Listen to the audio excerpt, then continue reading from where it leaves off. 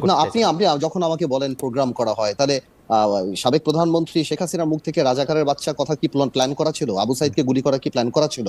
নাহিদকে 30 তারিখে মেনে নেওয়ার পরও আবার 3-4 জনকে নিয়ে পিটানো, মানে হারুনের কাছে দিয়ে আসা, সেটা কি প্ল্যান করা ছিল? না এবং না, কিন্তু লাস্টে দাঁড়িয়ে যে কিন্তু পার্থ, আমাকে একটু অনুমতি দিবেন, মানে শেখ হাসিনা সাবেক প্রধানমন্ত্রী 15 জুলাই সংবাদ সম্মেলনে যে আচরণ করেছেন, সেই আচরণ থেকে, সেই আচরণ যে 14 জুলাই যে আচরণ করেছেন, সেই আচরণ যে 13 জুলাইয়ের আচরণ থেকে খুব বিপরীতমুখী ব্যাপারটা এরকম না, কিন্তু উনি তো এইভাবেই কথা, আমি সেটাই বলার চেষ্টা করতেছি।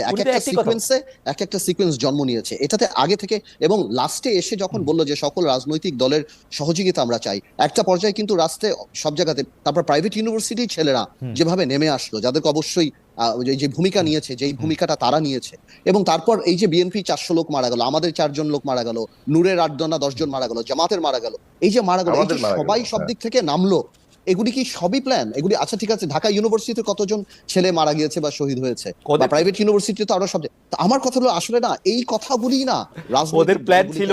আপনারা যুক্ত হয়েছেন, আপনারা স্বৈরাচারকে ফেসিস সরকারকে সরানোর জন্য আপনারা যুক্ত হয়েছেন, ওদের প্ল্যান ছিল, এটাও তো না আমাদের প্ল্যান ছিল, তো আমরাও তো যুক্ত হয়েছি প্ল্যানগুলি, তো তখন ওরা আমাদেরকে চিঠি লিখে দেয়নি, আমরাও তো জেল খেটেছি, আমরাও তো করেছি। শুনেন ভাই, এটা যখন যে পকেট করতে যাবে সে তত বেশি বোকামি করবে।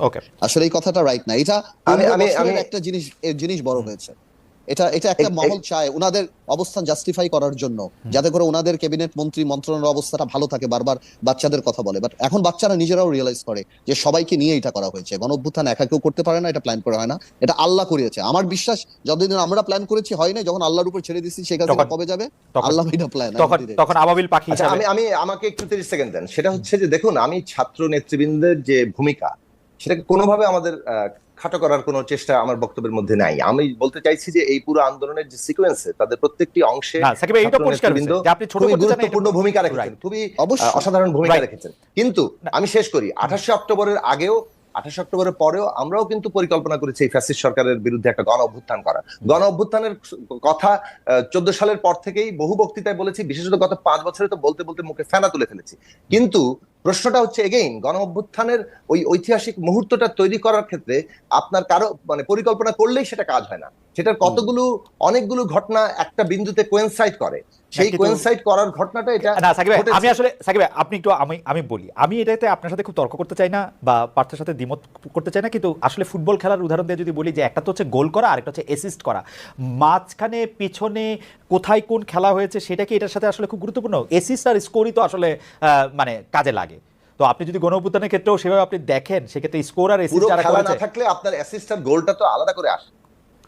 আচ্ছা এনিওয়েজ এখন ঠিক আছে, ওনারাই ভালো, ওনারাই না। আচ্ছা ঠিক আছে, এটা নিয়ে নিশ্চয়ই আমরা আরো অনেক কথা বলতে পারবো, কে কোথায়। না আপনি কথা বলি, আপনি এটা খালেদ, আমরা যেটা আলোচনা করছি, এই যে জমিনটা তৈরি হয়েছে, যে কারণে ধরুন মানে এই যে যারা নেমে পড়েছে দেশের ঢাকা সহ বিভিন্ন অঞ্চল, আওয়ামী লীগের তারা আওয়ামী লীগ এত খারাপ শাসন করেছে, আওয়ামী লীগের কৃতিত্ব, আওয়ামী লীগ এত খারাপ শাসন করেছে যে সবাই বিরক্ত ছিল আওয়ামী লীগের উপর।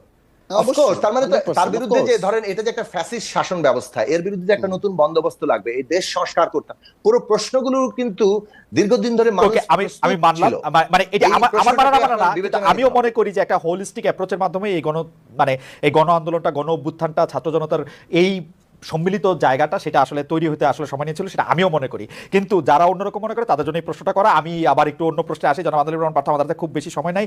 আমরা দেখছি যে শেখ পরিবারের কে কোথায় আছেন সেটা আমাদের কাছে কোনো স্পষ্ট নয়। আপনার সঙ্গে যাদের ব্যক্তিগত সম্পর্ক আছে, আত্মীয়তা আছে, তাদের বিষয়ে আপনার কাছে কোনো খোঁজ আছে কিনা? ব্যক্তিগত প্রশ্ন করার জন্য দুঃখিত ব্যারিস্টার পার্থ, আপনি চাইলে না উত্তর দিতে পারেন। না আমি জানি না, আমার সাথে কোনো কিছু নেই, আছে বা যেখানে আছে আর কি, হয়তো সাবধানেই আছে, বাট আমার কোনো আইডিয়া নেই। আচ্ছা, আমি একটু যেতে চাই হচ্ছে জনাব জোরাই সাকি আপনার কাছে। আপনি রংপুরে বলেছেন আওয়ামী লীগ বা তার দোসররা মাজার সহ বিভিন্ন ধর্মীয় স্থাপনা ভাঙছে, এটা কি রাজনৈতিক বক্তব্য নাকি সত্যতা আছে? ওয়াহাবি, হেফাজত, হিজবুত, এদেরকে আওয়ামী লীগ খুশি করতে চাইছে? তৌহিদি জনতার ভেতরে কি আওয়ামী লীগ লুকিয়ে আছে কিনা? আমাদের একদম সময় নাই সাকিব, আপনি যদি 1 মিনিটের মধ্যে বলেন। আপনি এটা বলেছিলেন 1 মিনিটে পারবেন না সাকিব ভাই? না, পারবে, আমি চেষ্টা করব 1 মিনিটে বলার। দেখুন, যে কোনো ঘটনার দুটো জিনিস আছে বাংলাদেশে, এই ধরনের যে কোনো উগ্রতা, অসহিষ্ণুতা, ঘৃণা, বিদ্বেষ এবং এক পক্ষ আরেক পক্ষকে হামলা করা, এগুলো তো আমরা দেখছি। এটা যেমন হিন্দু সম্প্রদায় কিংবা ধর্মীয় ভাবে সংখ্যাগরিষ্ঠের বাইরে অন্য সম্প্রদায় যারা আছেন তাদের উপরে হামলা হচ্ছে, অন্য মানে জাতিগত ভাবে হামলা হচ্ছে, রাজনৈতিক বিশ্বাসের উপর হামলা হচ্ছে। এখন প্রশ্ন হচ্ছে যে এটা একটা পলিটিক্যাল অ্যানালিসিস করতে হয় সবসময়, যে হু বেনিফিটস। এই মুহূর্তে বাংলাদেশে এই হামলাগুলোর দ্বারা বাংলাদেশকে আবার বিশ্বে যেভাবে চিত্রিত করা হচ্ছে যে বাংলাদেশ একটা জঙ্গি রাষ্ট্র হয়ে যাচ্ছে, এখানে সমস্ত কোট আনকোট সংখ্যালঘুরা খুবই বিপদের মধ্যে আছে, এই পুরো বিষয়টা যে প্রচারণা যেভাবে যাচ্ছে তাতে এটা পরিষ্কার যে এই ঘটনার মধ্যে একটা পরিকল্পিতভাবে ঘটানোরও একটা ইন্ধন আছে। তার মানে জমিনে কিছু লোক তো প্রস্তুত থাকে বলেই সেখানে আগুন দেওয়ার চেষ্টা করলে আগুনটা লাগে। বাংলাদেশে যে অসহিষ্ণুতা এবং এই উগ্রতা যা আছে এটা তো আমরা অতীত দেখেছি, কিন্তু এখন পরিকল্পিতভাবে পরিষ্কারভাবে মনে হচ্ছে যে এই ঘটনাগুলো ঘটিয়ে বাংলাদেশকে এই সরকার অকার্যকর, এটা ডিস্টেবিলাইজ করা, এই ঘটনা এটা ঘটানো হচ্ছে, যার ফলে এর লাভ যে পরিষ্কারভাবে পতিত ফ্যাসিস্ট শক্তি আর ভারতের বিজেপি এটা পরিষ্কারভাবে বোঝা যায়। আমার মনে হয় বিশেষ করে ভূমিকা দেখলে আমার মনে হয় বিষয়ে খোলামেলায় বলতে চাই, আমার মনে হয় যে বিশেষ করে ভারতীয় মিডিয়ার ভূমিকা যেটি এই সরকার দায়িত্ব নেওয়ার পরে তারা যে ভূমিকা নিয়েছে আমার মনে হয় না মানে অবিশ্বাস্য, মানে ভবিষ্যতের গণযোগাযোগ ভূমিকা নিয়েছে, এটা কি খুব স্বাভাবিক মনে হয়? না স্বাভাবিক মনে হয় না দেখি তো বলছি, ভবিষ্যতে গণযোগাযোগ সাংবাদিকতা যারা পড়বেন, যারা জার্নালিজম পড়বেন তাদের নিশ্চয়ই এটি একটি মানে গবেষণার ব্যাপার হবে আর কি, এটা ল্যাবরেটরি গবেষণা করা দরকার যে তারা আসলে কি করেছে, মানে এটা স্বাভাবিক গবেষণা আসলে এটা ফরেনসিক অ্যানালাইসিস হওয়া দরকার, এটা ফরেনসিক অ্যানালাইসিস হওয়া দরকার। জনাব আদালিব রহমান পার্থ, সম্ভবত আমাদের শেষ প্রশ্ন, টাইম আর একদমই নাই। আপনি বিএনপির সঙ্গে জোটে ছিলেন, তারপরে জোট থেকে বেরিয়েছেন, যুগপৎ আন্দোলনে ছিলেন না, এখন অবস্থা যেরকম দেখা যাচ্ছে যে ভবিষ্যতের নির্বাচনে বিএনপি একটা জোট করতে পারে, জামাত একটা জোট করতে পারে, আপনি তখন কি করবেন? বিএনপির সঙ্গে জোটে যাবেন, জামাতের সঙ্গে জোটে যাবেন, একলা থাকবেন? এই ব্যাপারে আপনার কোনো চিন্তা এই মুহূর্তে আছে কিনা?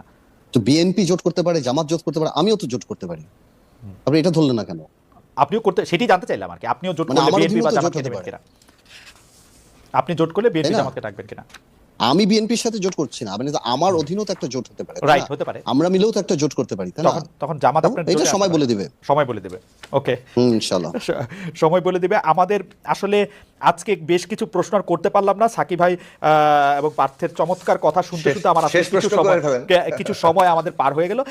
সাকিব ভাই, আমাদের শেষ প্রশ্ন হচ্ছে যে বিএনপির 31 দফা নিয়ে আপনাদের প্ল্যাটফর্ম গণতন্ত্র মঞ্চ থেকে আপত্তি থাকলেও সব মিলিয়ে 31 দফা যদি বাস্তবায়ন করা যায় তাহলে অন্তর্বর্তী সরকারের সার্বিক সংস্কার সেভাবে কি আর দরকার আছে কিনা? না, অন্তর্বর্তী সরকারের সংস্কারের মধ্যে তো এই প্রস্তাবনাগুলো আসবে, এবং আমি এটা বলবো যে আমরা 31 দফা পৌঁছেছিলাম, সেখানে আমাদের যে 14 দফা ছিল, এগুলো যখন একটা অনেকগুলো দল মিলে একটা জায়গায় পৌঁছানো, সেখানে ন্যূনতম জায়গায় ঐকমত্য হয়, অনেকগুলো জায়গায় আবার পার্থক্য থাকে। প্রশ্নটা হচ্ছে যে এটা আমি একই সাথে বলবো যে এই সংস্কারের দিকটা অত্যন্ত গুরুত্বপূর্ণ।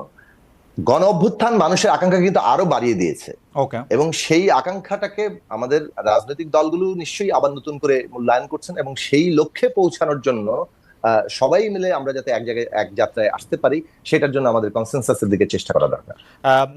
শেষ প্রশ্ন জনাব আদালিব রহমান পার্থ আপনার কাছে, সেই প্রশ্নটি হচ্ছে যে আওয়ামী লীগ ও তার জোটের সবাই মাইনাস, গত 2 মাস গ্রহণযোগ্য হলো তৃতীয় দফার সংলাপে জিএম কাদেরকে আর গ্রহণ করতে রাজি নাই সমন্বয়করা, বিষয়টা আপনি আসলে কিভাবে দেখেন? শেষ প্রশ্ন। আমি খুবই পজিটিভলি দেখি জিএম কাদেরকে বা জাতীয় পার্টিকে বা বিএনপি আওয়ামী লীগের যারা অক্সিজেনের ভূমিকা পালন করেছে, আওয়ামী লীগের এই ভোট চুরি বা এই যে কাজগুলি করে সেখানে সবসময় জাতীয় পার্টি থেকেছে। আমি মনে করি না জাতীয় পার্টিকে নৈতিকভাবে এই সরকারে, যেহেতু এই সরকারটা একটা গণঅভ্যুত্থানের পরে আসা সরকার, এই সরকার গণঅভ্যুত্থানটা করেছিল আওয়ামী লীগ তার দোসরের বিরুদ্ধে, তো কোনোভাবেই জাতীয় পার্টিকে এই সুযোগ দেওয়া উচিত না, জাতীয় পার্টির কোনো মায়া কান্না এখানে অ্যাকনলেজ করা উচিত না। বিকজ আওয়ামী লীগ যে এই 3টা টার্ম ইলেকশনে ছিল সেটার একদম লাঠির ভূমিকা পালন করেছে জাতীয় পার্টি, সারা বছর কান্নাকাটি করেছে, রাত্রেবেলা টাকা খেয়ে আর নমিনেশন কিছু নিয়ে তারা ভিতরে ঢুকে গিয়েছে আমরা আওয়ামী লীগ, এবং এই সরকারকে একটা বৈধতা দেওয়ার ব্যবস্থা করেছে। সো ইম্পসিবল, জাতীয় পার্টিকে প্রথম দিন থেকে এত ইম্পর্টেন্স দেওয়া উচিত ছিল না।